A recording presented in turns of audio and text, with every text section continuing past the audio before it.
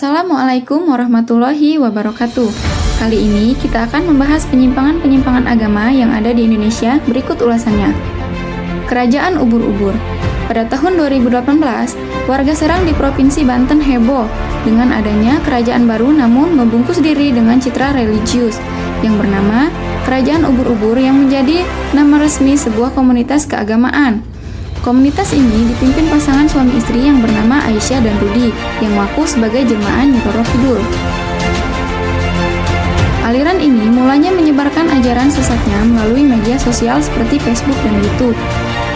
Melalui media sosial tersebut, Kerajaan Ubur-Ubur mengungkap pernyataan yang cukup kontroversial bahwa Allah memiliki makam. Tidak hanya itu, Kerajaan Ubur-Ubur juga memberikan pernyataan bahwa Nabi Muhammad sebenarnya berjenis kelamin perempuan. Para anggota dari Kerajaan Ubur-Ubur tidak mempercayai Ka'bah sebagai arah kiblat bagi umat muslim. Akan tetapi, adalah tempat penyembahan berhala. Karena pernyataan-pernyataan tersebut, MUI kemudian memberikan fatwa haram pada Kerajaan Ubur-Ubur di tahun 2018.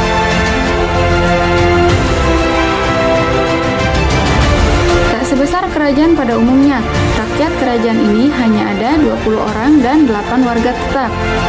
Meski demikian, memiliki struktur organisasi cukup komplit.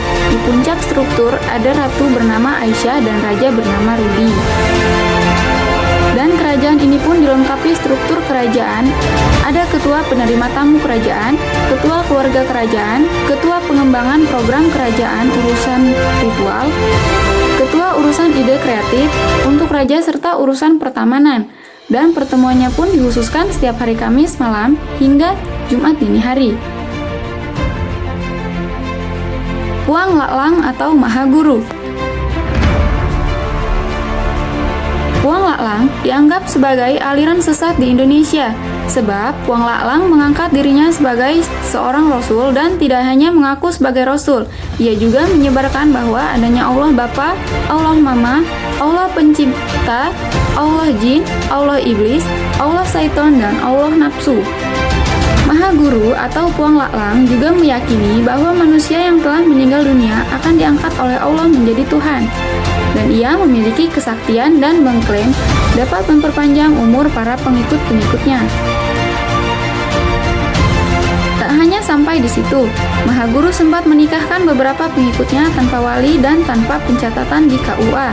Bagi para anggota, Puang Laklang masing-masing per individu memiliki iuran wajib dari karut surga sebesar Rp10.000 hingga Rp50.000. Setiap anggota juga dibebani dengan dana zakat sebesar Rp5.000 per kilogram dari berat badan pengikut.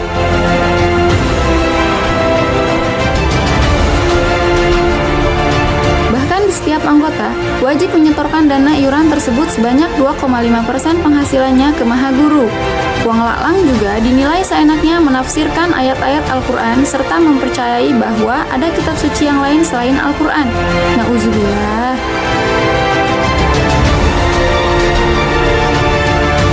Aliran Gavatar. Aliran Gavatar didirikan oleh Ahmad Mossadegh. Dalam Gavatar, mereka menggabungkan ajaran Kristen, Islam, dan Yahudi. Mossadegh sebagai pendiri Gavatar mengaku bahwa ia adalah seorang nabi dengan nama Al-Masih Al-Maw'ud dan menirukan ajaran yang sebelumnya telah difatwakan sesat oleh MUI pada tahun 2007, yaitu Al-Qiyadah Al-Islamiyah. Aliran ini mengajarkan aliran yang menyimpang dalam agama Islam. Ajaran-ajaran menyimpang tersebut adalah menghilangkan kewajiban sholat 5 waktu, kemudian mengganti sholat 5 waktu dengan sholat malam dan sholat ketika matahari terbit serta tenggelam. Gavatar juga mengganti kalimat syahadat, mengabaikan kewajiban puasa di bulan Ramadan, membayar sejumlah uang kepada Ahmad Mossadegh sebagai pendiri Gavatar sebagai penebus dosa.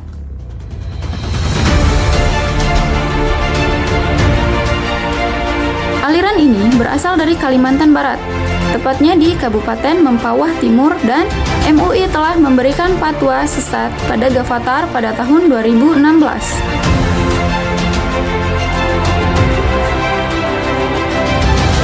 Salamullah atau Komunitas Eden. Pada tahun 1997, hadir komunitas Eden yang pertama kali dicetuskan oleh Lia Eden atau Lia Aminuddin karena ia mengaku sebagai Imam Mahdi serta penyebar wahyu Tuhan. Selain mengaku sebagai penyebar wahyu Tuhan, Lia Eden juga mengaku bahwa ia adalah sosok reinkarnasi dari Bunda Maria. Sementara anaknya yang bernama Ahmad Mukti adalah jelmaan dari Yesus Kristus. Pada tahun 1998, Lia yang terlahir sebagai Muslim mempelajari agama Kristen. Dia kemudian merilis sebuah buku berjudul "Perkenankan Aku Menjelaskan Sebuah Takdir" yang berisi mengenai aliran yang ia dalami.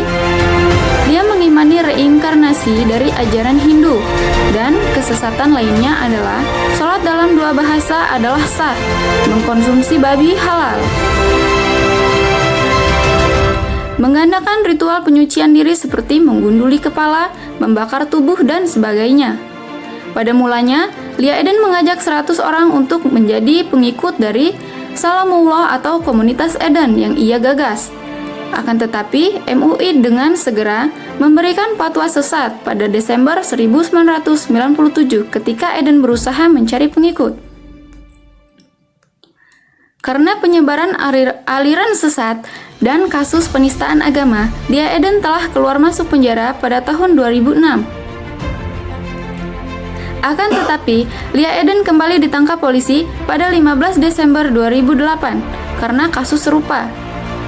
Meskipun begitu, Lia Aminuddin atau lebih dikenal sebagai Lia Eden dikabarkan meninggal dunia pada Jumat 9 April 2021. Berita duka ini disampaikan oleh akun Instagram Kabar Sejuk.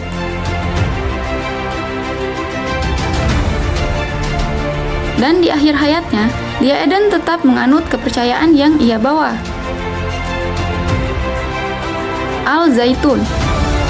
Ponpes Ma'had Al-Zaitun atau lebih dikenal Ponpes Al-Zaitun adalah lembaga pendidikan yang berada di Desa Mekarjaya, Kecamatan Gantar, Kabupaten Indramayu, Jawa Barat.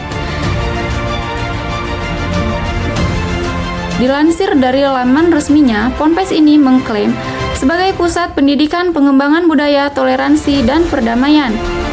Namun, banyak kontroversi di dalamnya. Mencampur jemaah laki-laki dan perempuan ketika sholat berjamaah, dan ada jemaah perempuan berada di posisi paling depan di antara laki-laki. Mengganti kalimat syahadat yang berbunyi, Syahadatnya bukan tiada Tuhan selain Allah, tapi tiada negara kecuali negara Islam. Barang siapa negara selain negara Islam maka kafir.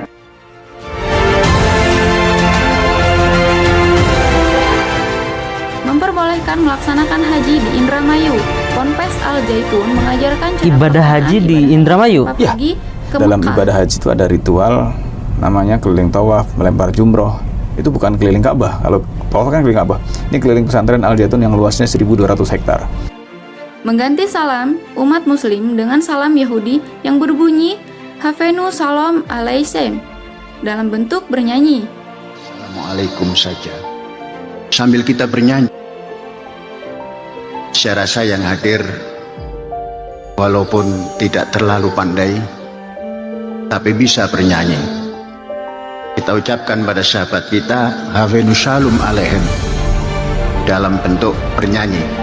Silakan berdiri. Menyatakan Al-Quran adalah karangan Nabi Muhammad.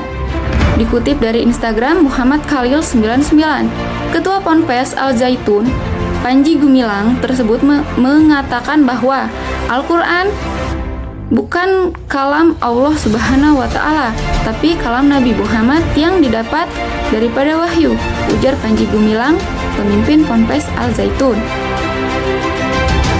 Nabi Muhammad juga sudah mendeklar Zalikal kitab la raib. Itu Nabi Muhammad yang mendeklar itu atas wahyu ilahi, bukan kalam Allah, kalam Nabi Muhammad yang didapat daripada wahyu. Demikian info dari kami, semoga bermanfaat. Wassalamualaikum warahmatullahi wabarakatuh.